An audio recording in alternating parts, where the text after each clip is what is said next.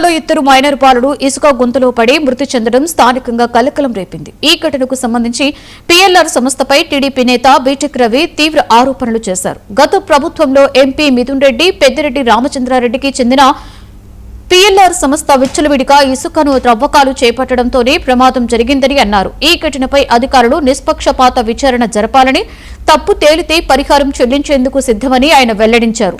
బాధిత కుటుంబానికి సొంత నిధుల నుండి 20 లక్షల ఆర్థిక సహాయం అందించినట్లుగా తెలిపారు.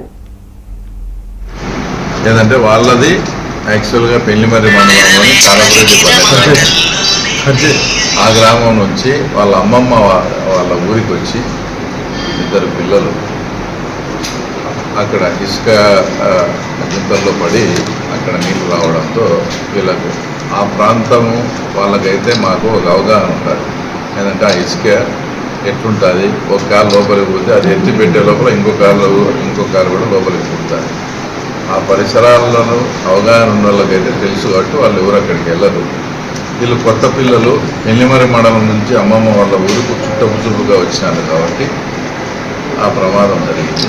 అది ఏదైనా దురదృష్టకరమో దానికి అందరం బాధపడుతూ ఉన్నాం. ఏమి ఇచ్చినా కూడా వాళ్ళ లోటు తీర్చలేనిది. దానికి ఏదో మనకు చేతనైనంత.